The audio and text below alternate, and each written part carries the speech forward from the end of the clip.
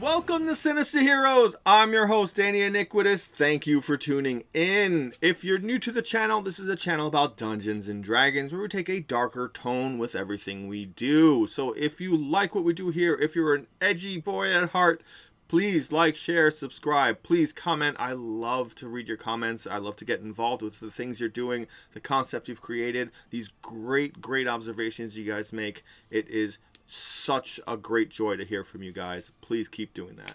So this week's video, we're going to jump into my favorite subclass. And if you like evil characters and dark concepts, this is definitely one of your favorites as well. The greatest subclass ever created, the HEXBLADE Warlock. The HEXBLADE Warlock comes to us from Xanathars Guide to Everything, and it is fantastic. My major issue, and I want to talk about this right off the bat, and it's going to come in a couple of times as I explain some of the abilities and why people do it, is that a lot of the times warlocks and their patrons go under the surface. They make their pact and that's it. All they had to do was just make the deal. All right, here's my soul and I will continuously gain all these benefits. There is no entity that is kind enough to do that except for a celestial pact.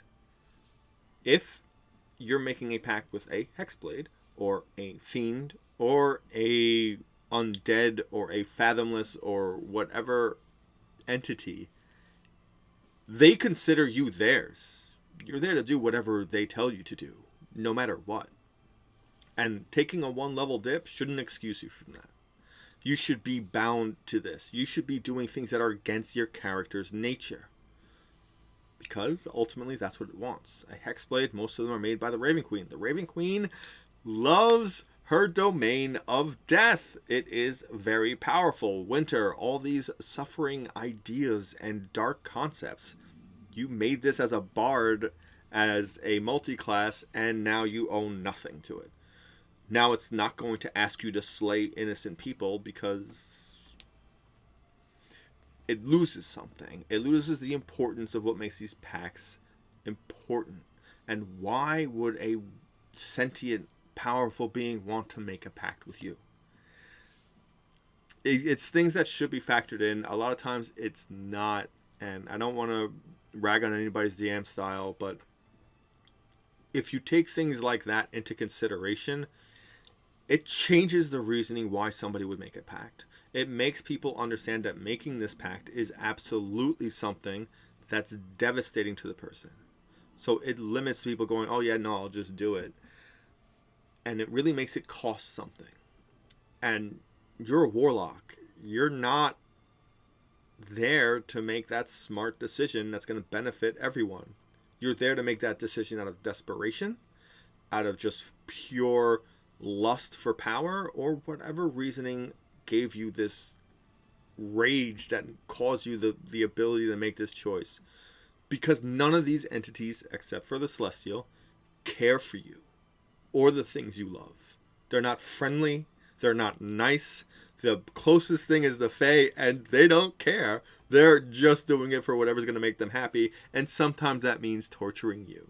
Sometimes that means making you deliberately do the things that are against your nature just to see you squirm. A warlock cannot be a friend to its patron. It can only be obedient. And I think even taking a 1-level dip binds you to that. So I think there's a heavy involvement that should cause your character turmoil for being a warlock. You should be making decisions and having to make the choice as to whether or not this is going to destroy the people I love. This is what my patron wants. What do I do? How do I do this? What's important to me? Or do I break the pact and then lose it? And it's gone when you multiclass on any level of warlock. But you see the hexblade multiclass so often, it sticks out. At first level, you gain access to Hexblade's Curse. You gain the ability to place a baleful curse on someone. As a bonus action, choose one creature you can see within 30 feet of you. The target is cursed for a minute. The curse ends early if the target dies, you die, or you are incapacitated. Until the curse ends, you gain the following benefits. You gain a bonus to damage rolls against the cursed target. The bonus equals your proficiency bonus. Any attack roll you make against the cursed target is a critical hit on a roll of 19 or 20. If the cursed target dies, you regain hit points equal to your warlock level plus your charisma modifier. You can't use this feature again until you finish a short or long rest. So what does this mean? This is a super strong ability because it scales with you no matter what.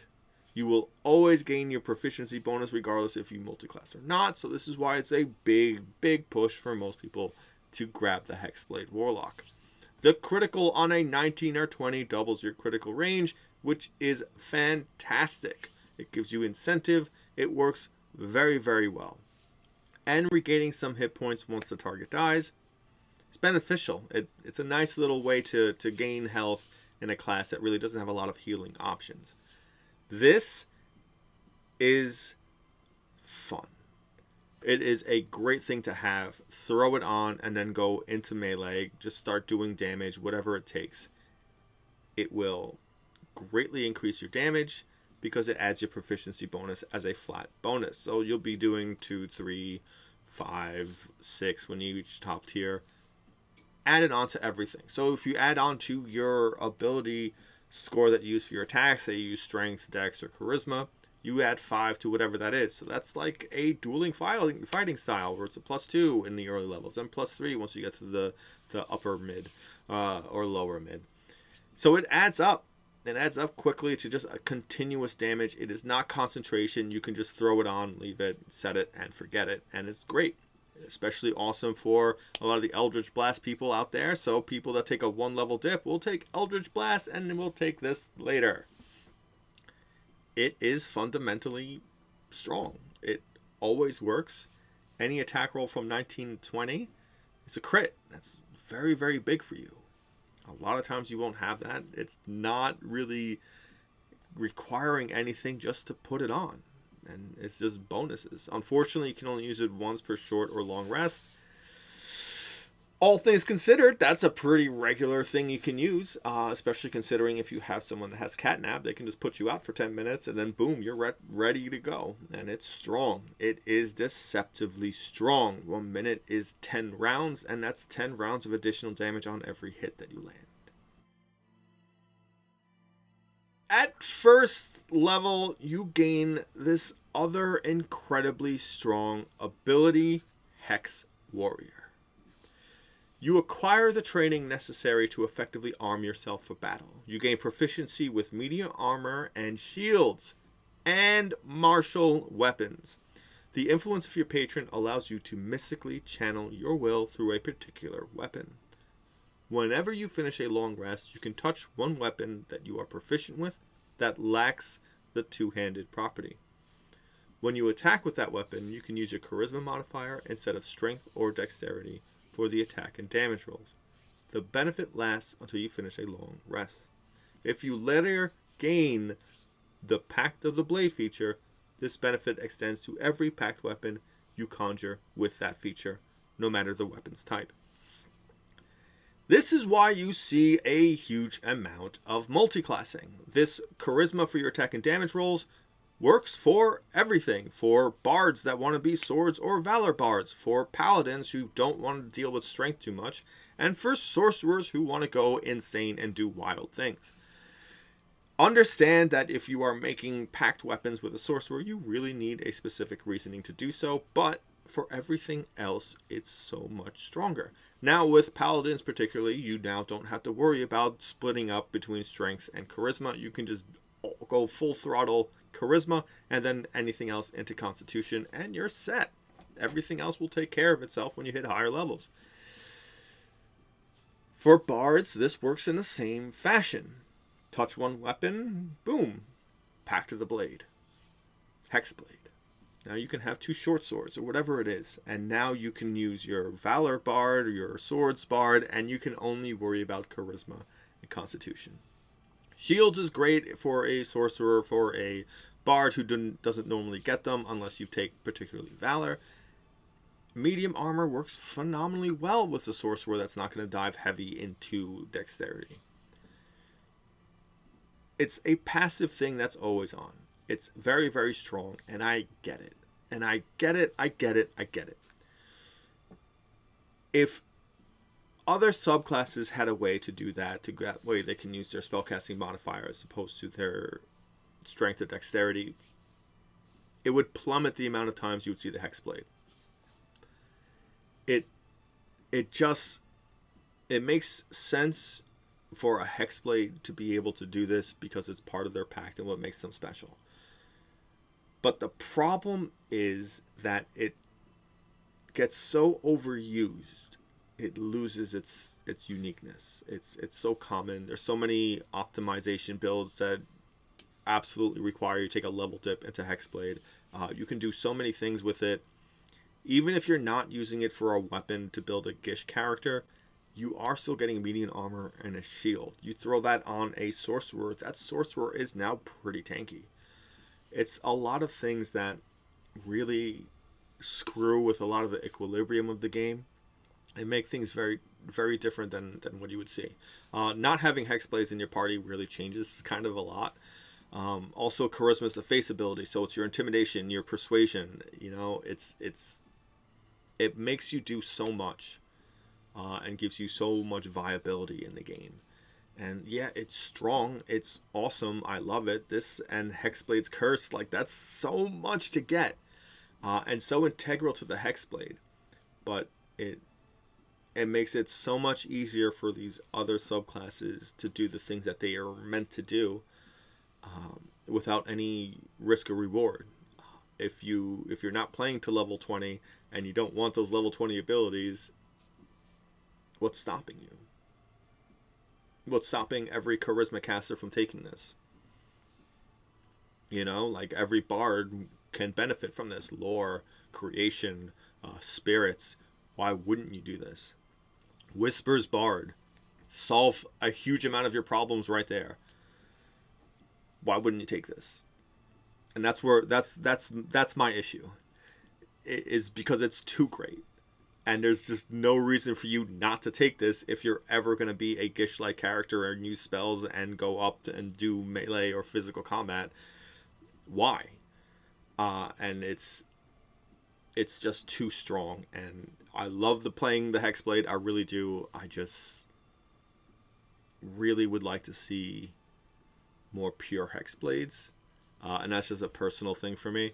Though a lot of people play it, and I'm never going to stop anyone from playing the character that they want. I tend to have issues with multi-classing anyway, but this is why everyone takes a dip. It's because of Hexblade Warrior and Hexblade's Curse. They're just so strong. If you have a level to give away, just do it. I can't fathom a reason why you wouldn't take this if you did anything that had to do with melee combat, or if you just needed medium armor and a shield. At 6th level, you gain the incredible ability Accursed Spectre. You can curse the soul of a person you slay, temporarily binding it to your service. When you slay a humanoid, you can cause its spirit to rise from its corpse as a spectre. When the spectre appears, it gains temporary hit points equal to half your warlock level. Roll initiative for the spectre, which has its own turns. It obeys your verbal command, and it gains a special bonus to its attack roll equal to your charisma modifier. The spectre remains in your service until the end of your next long rest, at which point it vanishes to the afterlife. Once you bind a spectre with this feature, you cannot use it again until you finish a long rest. This is one of my favorite abilities. Thematically, think of what that means. You just killed a humanoid, a living entity, and now you pull its soul out of its body and it becomes a specter. And it does what you tell it. It is obedient to you. It cannot defy you. This is a manifestation of your power. Understand what that means and how great that feels. Now, the Spectre itself is a lot better than most people think. It has an armor class of 12, so it will get hit pretty often. its hit points, they say it's 22. You can roll a 5d8, but most of the time you'll probably just take the average. And it has a flying speed of 50 feet, and it can hover. Hovering really means that it can't be knocked down and be dropped. So if it gets tripped or knocked prone, it will just stay floating where it is. It does have a lot of damage resistance. It is resistant to acid, cold, fire, lightning, and thunder, bludgeoning, piercing, and slashing from non-magical attacks. Meaning that most everything that will hit it is probably going to hit it with a regular weapon or claws or something, and it's going to resist that damage. So that 25 HP when you get it is going to go really far. It is immune to necrotic and poison damage, which is great. That's 2 right off the table. And it is immune to the following conditions: charmed, exhaustion, grappled, paralyzed, petrified, poisoned, prone, restrained, and unconscious. It has a 60-foot dark vision, and it has a great ability called incorporeal movement. The Spectre can move through other creatures and objects as if they were difficult terrain, and it takes 1d10 force damage if it ends its turn inside an object. It does suffer from sunlight sensitivity, so in the unlikely situation you're fighting in bright daylight, this isn't going to be as great as you think it is. The Spectre only has 1 attack, and it is life drain. It is a 3d6 necrotic damage if you hit. Its base stat has a +4 to the attack modifier, but again, it's going to gain whatever charisma modifier you have, so you might have a 5 at this point, so that's a +9 to hit. The target must succeed on a DC 10 Constitution saving throw, or its hit point maximum is reduced by an amount equal to the damage taken. This reduction lasts until the creature finishes a long rest, and the target dies if this effect reduces its hit points maximum to 0. Most of the time, you will not be doing that. You will not be bringing anything down to 0, particularly with just life drain. In the event that you do, it just means it cannot be resurrected. It is dead. It is not making saving throws. It is done for. That's going to be really rare. Most of the times, it's just going to tickle down enemies and do additional damage. A lot of the times, people consider it just as a damage machine, but that's not really what you do. You use this to taunt, you use this to explore, you use this to really cause problems, you use this to take hits for you. If you're worried about it dying, one of my favorite techniques is to use incorporeal movement. All you have to do is just jump it into a wall, slide it into the ground, into the floor underneath, and take that 1d10 force damage as opposed to being available to get hit a lot. And then have it come up with 50-foot fly speed. It can get wherever it has to do additional damage to something. Yeah, it's going to take 10 movement to get out of where it is, but that's still 40 movement to move. It's a great way to keep it going. It's a great way to use it tactfully. And at this level, you should have access to summon undead. So you can be walking around with 2 bruising undead monsters with you. And what feels better than that? How great is that? If you're playing with flanking rules, here's your advantage. Here's your advantage, and if you put Hexblade's Curse, well, now you have advantage and a higher crit range. The Spectre is very powerful. You just have to actually use it. Its requirements is you slay a humanoid. That's it. You can do it. I believe in you. At 10th level, you gain access to Armor of Hexes. Your hex grows more powerful. If the target cursed by your Hexblade Curse hits you with an attack roll, you can use your reaction to roll a d6. On a 4 or higher, the attack misses you, regardless of its roll. This is a powerful defensive tool. One of the things that you gain that I didn't really talk about is the pact spells, the domain spells that you get added to your spell list. And one of those is Blink. And I love the idea of vanishing into the ethereal plane. Seeing everything as like ethereal, just smoke images of whatever it was. And just like you did your attacks, you vanish into this dimension. And you're watching these like monsters and everything attack your party members. And you're just blissfully watching, just at peace, just soullessly waiting to come back. Maybe you're just looking around. Maybe you're hopping in place, getting ready to jump back into the fight. But that nice, beautiful reprieve. And it causes this great slipperiness to your character. Now, if you have that on, and you have Armor of Hexes on, that is a very small chance you will be hit. Because on top of having to fail your blink and be stuck in the material plane, the thing has to hit you and overcome that D6, which is going to happen more often than not. Because 4, 5, and 6, though they are higher numbers, is 50% of that die roll. That's pretty common. That's pretty regular. You just wait to see the attack that hits you. If it's multi-attack, you wait. You just wait. Make sure you wait for something big, or make for that one hit. Even if they're not both crits, it doesn't matter. It's powerful. You get it every time you use your Hexblade's Curse. It is always on. You're not going to be using your reaction for really much else, unless you went Polar Master or Sentinel and built your character around that. Your reaction is going to be pretty limited to either using Hellish Rebuke, or maybe an Opportunity Strike, or maybe Shields, or something like that. So you will get this often, and you will use it often. It is powerful. It makes you so much stronger. And you're wearing medium armor, and you have a D8 hit die. But with this, it doesn't matter. It just doesn't matter. You're maybe going to get hit once. Maybe. If you can overcome that probably, 18 AC you have at this point? Welcome to the excitement of being a tank when you are definitely not supposed to be one. At 14th level, you gain access to the final Hexblade ability, Master of Hexes. You can spread your Hexblade Curse from a slain creature to another creature. When the creature cursed by your Hexblade Curse dies, you can apply the curse to a different creature you can see within 30 feet of you, provided you aren't incapacitated. When you apply the curse in this way, you don't regain hit points from the death of the previous cursed creature.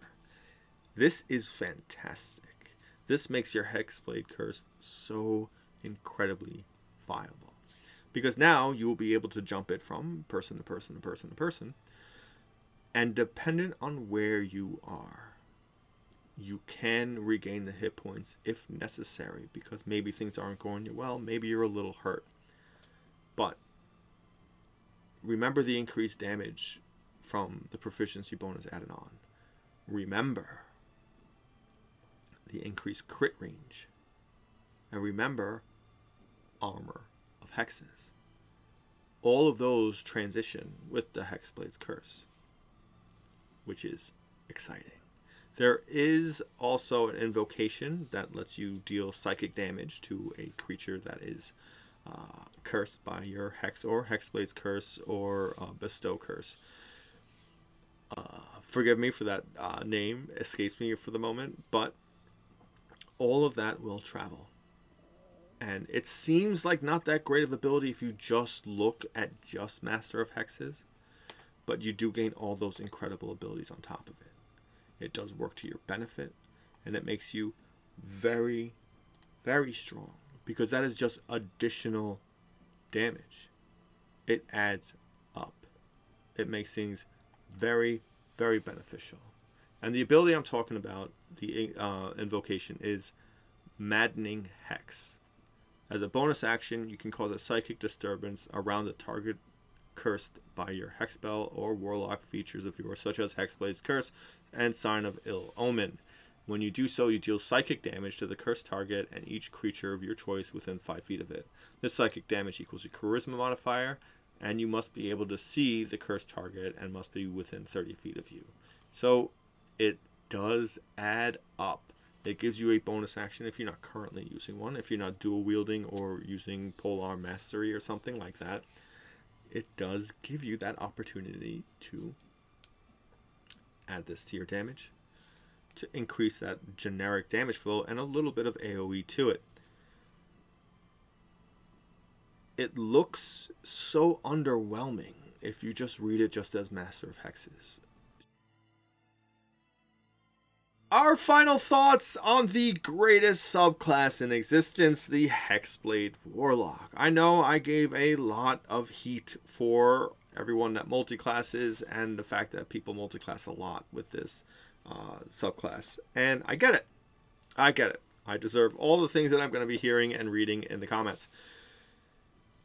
But it means so much to me. And to see this subclass taken and not be fully available to enjoy all the abilities because it's just so much better as a multi-class, it really defeats the specialty of it, and it really feels like it's missing when you see it constantly. And I don't know if I'm the only one who sees that. I'm pretty sure DMs are constantly seeing every game having a Gloomstalker and a Hexblade, but there's a reason why it's so great.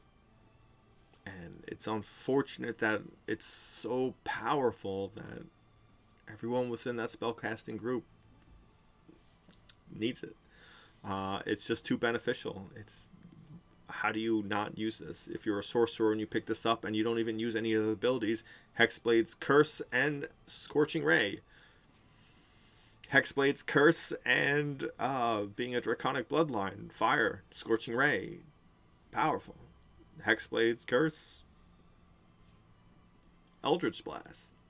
It goes with everything. Variant Human, gain the invocation thing and pick up the one for Hexblade. For Eldritch Blast, to add Agonizing Blast to it so you can add your ability modifier. What else do you need? That'll compensate you 90% of the time. Do that and be a Shadow Warlock. And then just sit in your own darkness and just Hexblade's Curse and Eldritch Blast everything into oblivion. You don't have to be a genius mathematician to grab this subclass and do an insane amount of damage and be a very giant threat on the battlefield. Increased crit range, Paladin, smite. It's all there. It's a shame that it's so strong. I really wish there was a way for bards to be able to use the charisma modifier instead of their attack and damage rolls. I do. I think that'd be great. I think that would make multiclassing into Hexblades less popular. And I really wish that if you are taking a level dip into something like a Warlock, that it has negative impacts on your game and a certain level of responsibility that you need to handle and maintain in order to keep that ability. I think it's right, mainly because it makes everything harder for everyone, and for some reason everybody likes it easy. Maybe I'm glutton for punishment, but I think when your only available way to have power is by making a deal, you should be under heal for it. Fighters earn that. Barbarians rage for it. Hunters train for it. Druids live their lives that way. Clerics live their lives that way. Bards train constantly. Sorcerers are born with it. Wizards work forever for it. Like, what? You're getting a deal for nothing, and a lot of the times you miss out on the great part of the horror that comes with it. Like fiends. Fiends are horrible. And you're being abused by them. Like, you shouldn't be immune to it because you happen to be doing what they're telling you. Have you ever seen a tyrant? Have you ever seen someone really punish them, the people underneath their command, just for the sake of doing it? Just to breed fear and understanding of the power difference between them? That's what a warlock is. No one should be lovey-dovey with their patron. It's weird, unless it's a celestial thing, in which case they're meant to be good, you know? And there are no good celestial hexblades. You are beholden to an evil sentient weapon.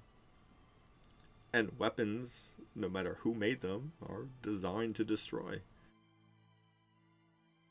With all that glorious Hexblade love and passionate plea for horrific treatment, we're going to bring this video to a close. And I want to thank you all for, especially if you made it this far into the video, thank you all for all your support. Thank you for sharing. Please subscribe. Please keep commenting. And thank you all for giving a spooky kid a chance.